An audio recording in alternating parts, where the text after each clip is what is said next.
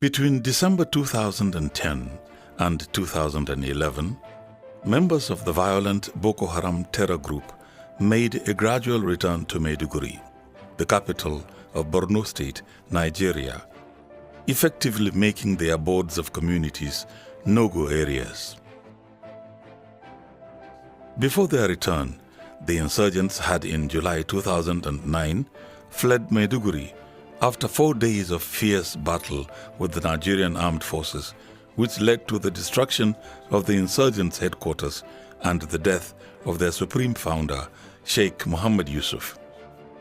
Before returning to settle down in populated Maiduguri, the insurgents had employed the systematic use of unknown methods and strategies, riding on motorcycles and on daily basis shooting to death policemen, religious leaders, district and ward heads, government officials, and politicians. The killers operated day and night, leaving no trace but death and destruction in their trail. The strategy of daily assassinations instilled fear in the hearts of residents, and as a result, the insurgents freely lived in some communities, brandishing guns and killing whoever walked into their territories. The fear spread by Boko Haram insurgents made some youth to see joining them as a means of becoming free and also gaining access to power needed to intimidate peers. It was under this intense atmosphere of violence that Kashim Shettima contested the 2011 governorship election, won, and was sworn in amidst tight security on May the 29th, 2011 in Maiduguri. Within 2 weeks of his inauguration, Governor Kashim Shettima stepped up support to the Nigerian police force, hoping to enhance the police in trying to end the insurgency. At a brief ceremony on Tuesday, the 14th of June 2011, the then new governor, Shettima, handed over dozens of brand new ultra-modern armored personnel carriers to then Inspector General of Police Hafiz Ringim in Maiduguri. The governor also presented patrol vehicles to the IGP, all meant for the fight against Boko Haram in Borno State. The governor equally presented patrol vehicles to the Nigerian Army, the DSS, and paramilitary organizations to combine forces against the insurgents. The interventions were aimed at complementing measures put in place by the federal government through the deployment of a joint task force made up of armed forces from the military, the police, and other security establishments. While the federal and Borno state governments combined efforts, the insurgents continued their daily killings of targeted victims. At different times, they planned and ambushed soldiers on patrol and at checkpoints, particularly around densely populated parts of Maiduguri. After the ambush, the insurgents mostly disappeared. The soldiers thought of residents as being sympathetic to the insurgents, and on the other hand, the insurgents went after residents who pointed them out to soldiers. That situation set soldiers and residents against one another. Civil-military hostility degenerated to its lowest level in Maiduguri around 2012. Well, it was a terrible experience. There were gunshots everywhere, bomb exploding everywhere. So there was much uncertainty and people were scared. Virtually, people could not live life apart from just waking up and being afraid of what would happen next. But people were scared. They didn't know how to go about the whole situation, and they didn't have confidence in the security outfits. So it became a serious challenge because people were not given security outfits information. Some knew who the Boko Haram were, but because they didn't have confidence or they didn't know how to go about it, they couldn't give the information to the military. So Boko Haram were moving freely, killing people and causing destruction without being identified. And that also posed a challenge because the military felt that people knew who the Boko Haram were and they were not given information. So they had sometimes retaliated and picked up a lot of innocent people, not knowing who Boko Haram were or not. The insurgents were unrelenting, despite consistent appeals by Governor Kashim Shettima and Borno elders, calling on them to drop weapons and embrace dialogue. Governor Shettima began to inspire citizens to stand up against the insurgents. In 2013, the miracle Borno waited for. A group of young male citizens relying on sticks declared readiness to fight the insurgents. Volunteer youth who called themselves Civilian JTF soon grew in number and began community policing. Their bold and heroic decision attracted citizens and leaders. His Eminence, the Shehu of Borno, Alhaji Abubakar Ibn Umar Garbai El Kanemi, who received the youth in his palace in Maiduguri, instantly gave his royal blessings with a promise to raise their offer before Governor Kashim Shettima. Governor Shettima wholeheartedly accepted and saw in the youth the opportunity to change the fight against Boko Haram as he had wished and advocated. As I mentioned before, when the situation has escalated in Borno State, when the military were here, if there is any problem in the community, you have to run and leave that area completely. So many innocent souls, people are arrested, many died. So we felt that we said enough is enough. And they said a journey of 1,000 miles starts with one step. This movement started by one of our leaders, the great leader we have, Lawan Japar. He is the first person who sacrificed his life and grabbed somebody who was AK-47 and hand him over to the security agents. And we have started this movement in Pizan Ward, in Hausari, where this movement was started. So all the youths in Borno came on board, and God is in our side, and successfully we have defended the integrity of this country. We have saved the life of our people, and we have bring a very good synergy relationship between the community and the security outforce in Borno. After securing presidential and military approvals, Governor Shettima approved the formalization of the youth under the program that was tagged Borno State Youth Empowerment Scheme, BOYAS. The governor also approved a collaboration with the Nigerian Army and the Department of State Service, DSS, for training and reorientation of the youth. Upon days of camping and military drilling, the first set of 800 youth were sworn in on Thursday, the 26th of September 2013, at a ceremony presided over by Governor Kashim Shettima in Maiduguri. The 800 youth were enlisted after thorough vetting by the DSS. After spending weeks of rigorous training, Governor Shettima approved the provision of kits, allocation and maintenance of operational vehicles, as well as payment of allowances to the youth. More volunteer youth who kept growing were enlisted in subsequent training. The Borno State government maintained its policy of ensuring that before any volunteer was enlisted, the DSS was given nominees for thorough vetting. The civilian JTF, as they have become famously identified, have earned the reputation of being able to gather intelligence about activities of Boko Haram and being able to identify the insurgents no matter how they tried to conceal themselves and melt into civilian population. The civilian JTF have arrested hundreds of Boko Haram insurgents and handed them over to the military. The civilian JTF have taken their contribution to a higher level by going into battle side by side with armed soldiers. It was in fighting side by side with soldiers that hundreds of Boko Haram insurgents were forced out of Maiduguri between 2013 and 2014. Analysts believe that even though the insurgents continued operating outside Maiduguri, forcing them out of the state capital was a major strategic move because they were denied their traditional system of melting into population and making their identification difficult.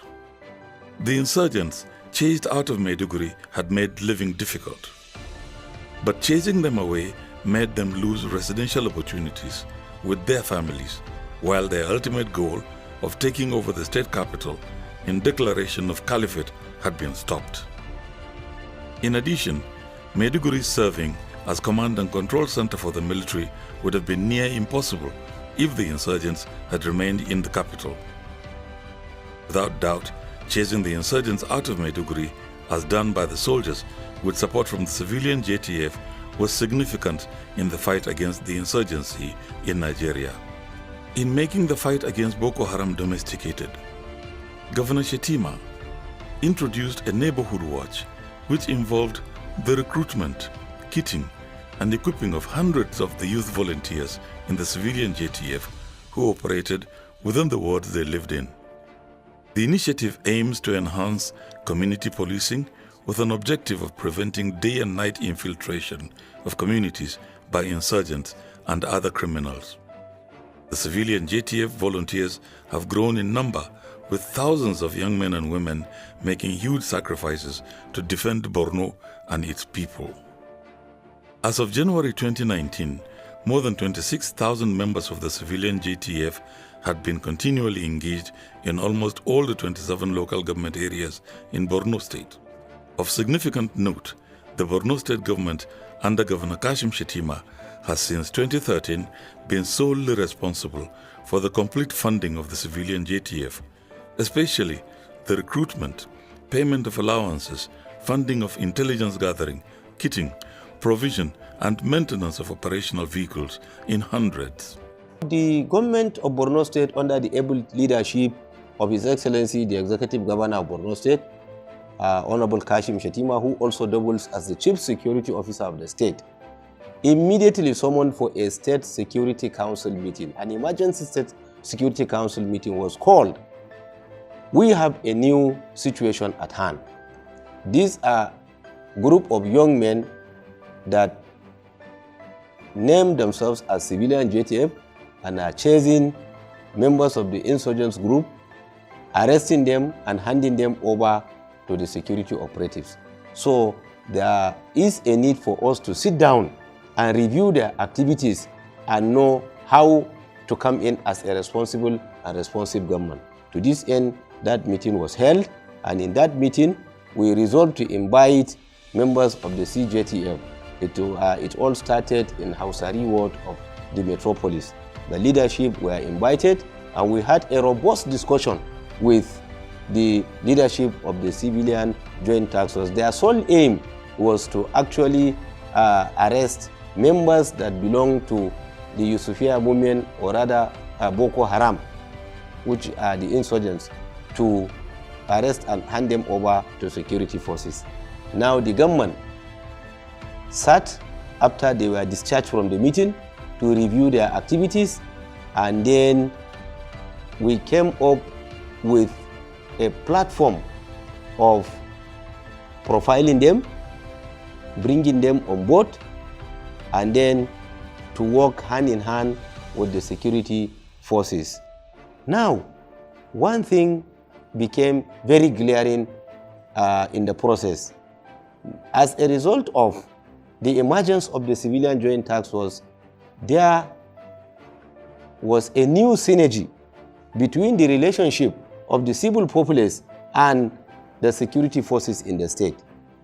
The emergence of the civilian joint task force became a stabilizing factor, a unifying factor to members of the public as well as security forces deployed to this part of the country to maintain security. Hitherto, when there was an attack anywhere, members of the JTF will swing into action, left, right, and center. Any innocent passerby or pedestrian is a victim in the eyes of these security forces. But as a result of this synergy, the rules of engagement of the military were actually observed, even though it was gradual.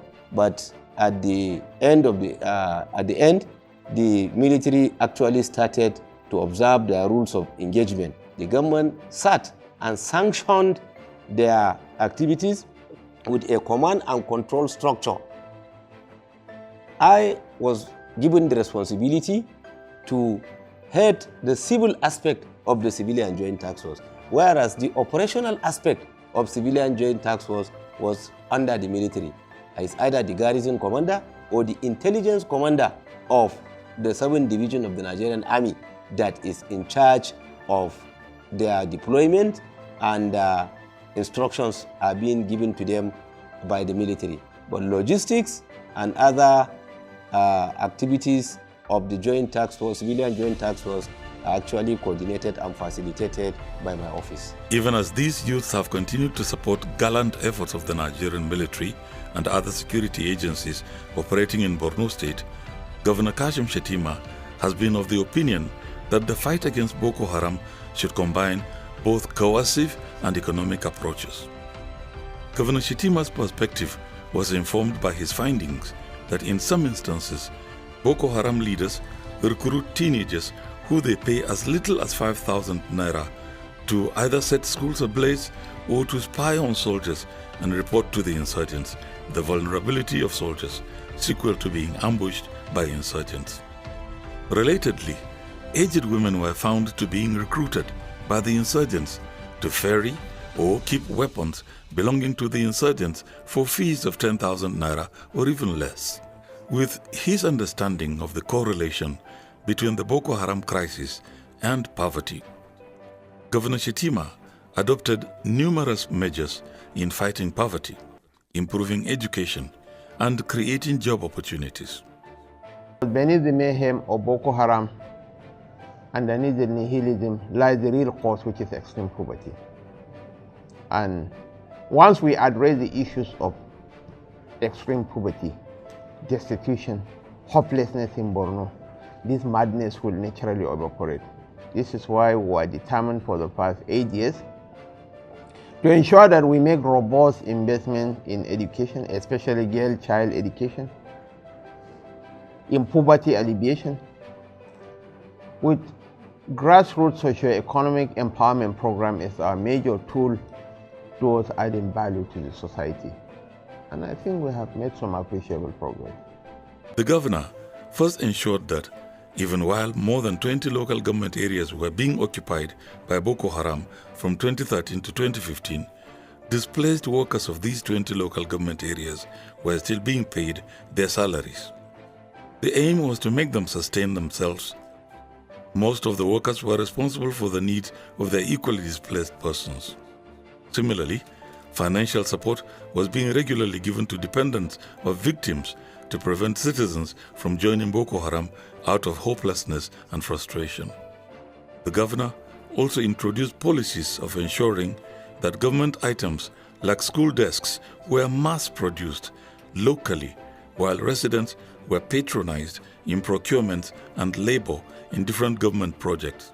Governor Kashim Shettima also came up with relief and stimulus packages in which business persons, especially those in markets attacked by insurgents, were given government cash interventions. It must be strongly emphasized that since 2011, Governor Shettima had declared agriculture as being at the center of his job creation focus. The governor, who by training is an agricultural economist, believes agriculture is the greatest employer of labor, and for that, his administration has invested heavily in acquiring and putting to use multi-billion naira worth of agricultural equipment in varieties.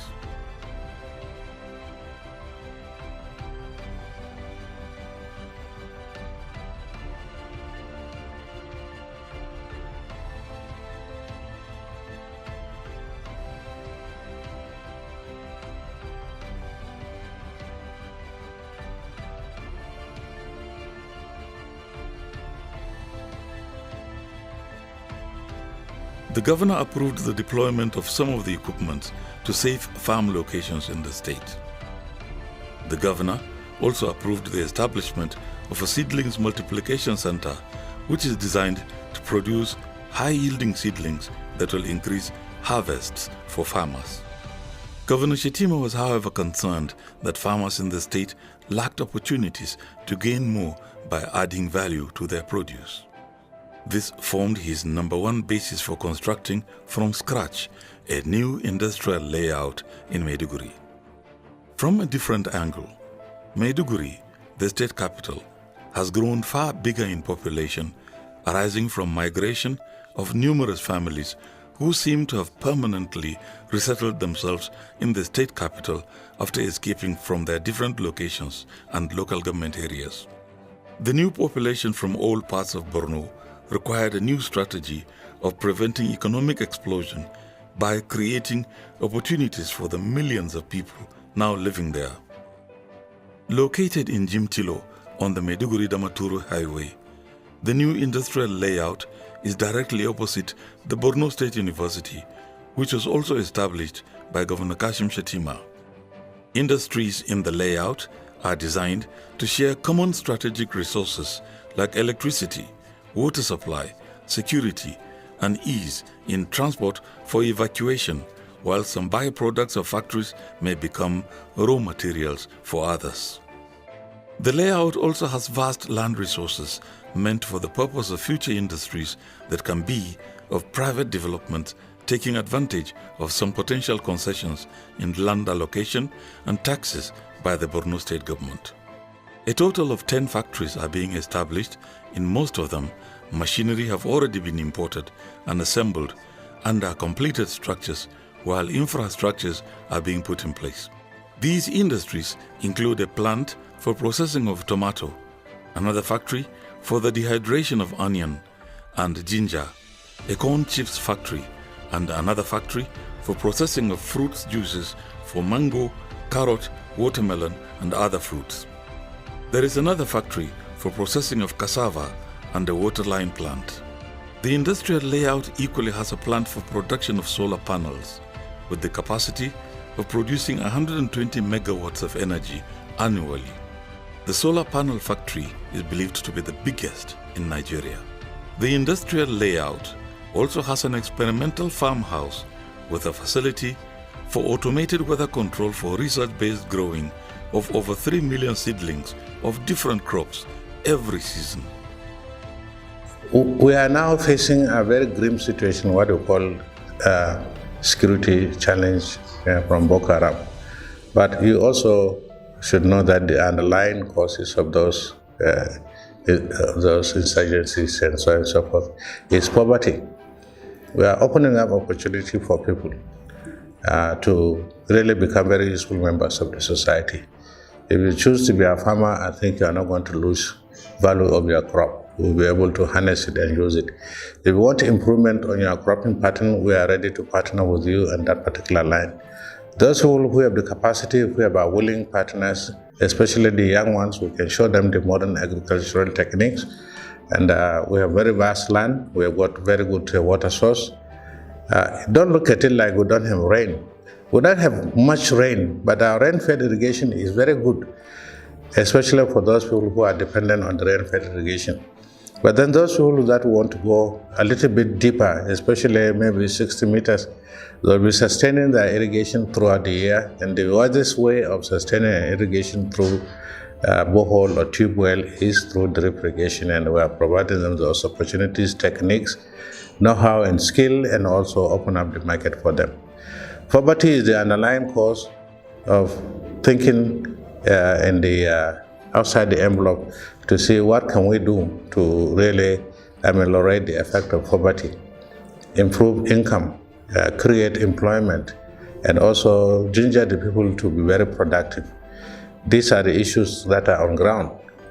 If you ask me, this thing is just an industrial estate. Now, a lot of people will say, how come this thing happened?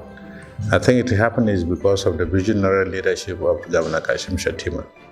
I think he saw the need to really identify the root causes of poverty and insurgency, and also to establish the facilities to ameliorate that particular effect, also to attack people. We are no more saying that Boko is haram. We are saying that Boko is halal because it is the way to go, and that you can also have a future in agriculture. The state also has a very good future in industrial, agro-industries and other allied industries that can make a lot of difference in this Federal Republic of Nigeria. The industrial layout, the first of its kind by any northern government in Nigeria, is an ambitious legacy that is being accelerated for completion and commissioning.